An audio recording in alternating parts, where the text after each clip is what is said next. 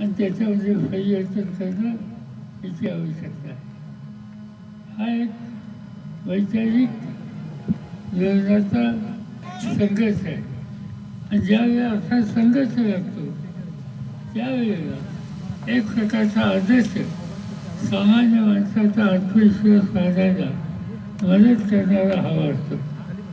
शिवछत्रपती यांच्या आधी आपण स्मरण टाकतो तो सगळा कालखंडच कसा होता. कालखंड वैज्ञानिक हातात सत्ता होती, राज्य नसतं हातामध्ये.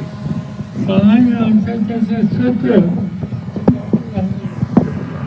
आणि त्या सत्र जागा करण्याचं संबंधित आणि सामान्य माणसाचा आत्मविश्वास वाढवण्याचं एक ऐतिहासिक कामाची गरज जी होती त्याची पूर्तता ही कामाची गरज जी होती त्याची पूर्तता ही आणि त्यामधूनच हे राज्य उभं राहील. या देशामध्ये अनेक राजे होऊन गेले, राजे दरबाजे झाले, संस्थाने झाली, पण या सगळ्या जी ओळख होती ती एका वेगळ्या पद्धतीने होती.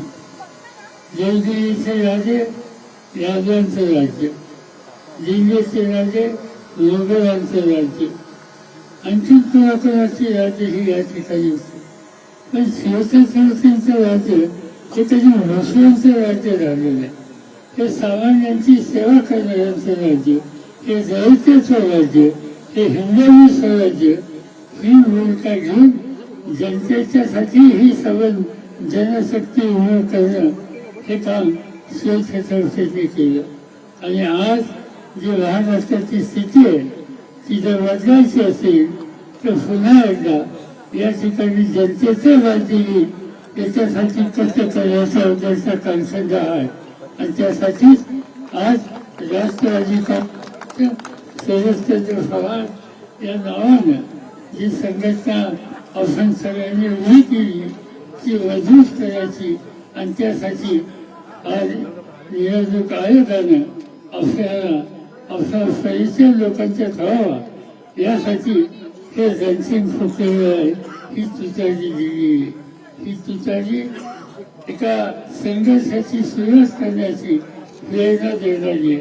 आणि माझी खात्री आहे की ही प्रेरणा दिल्याच्या नंतर तुम्हा सगळ्यांच्या कष्टातून, शौर्यातून, त्यागातून जी यशमालिका या ठिकाणी मिळेल ते यश पुन्हा एकदा महाराष्ट्राच्या जनतेच्या समोर, जनतेच्यासाठी आनंदाची तुतारी त्याच्या रणसिंग फुकण्याच्या संबंधीची स्थिती या राज्याच्या लवकरच तुमच्या कष्टाला प्रयत्नानं आणि सामान्य माणसाच्या शक्तीने येईल याची मला खात्री आहे.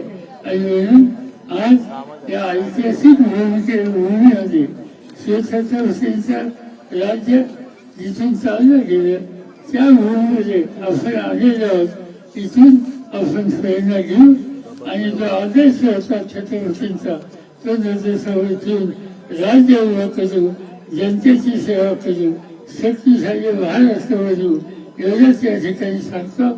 आणि या नव्या आपल्या स्वागत अंतकरणापासून करून मी तुम्हा सगळ्यांना धन्यवाद देतो आणि माझे 2 शब्द संपतो.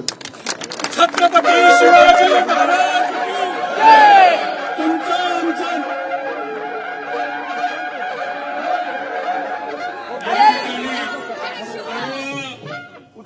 छत्रपती शिवाजी महाराजांच्या या रायगडावरती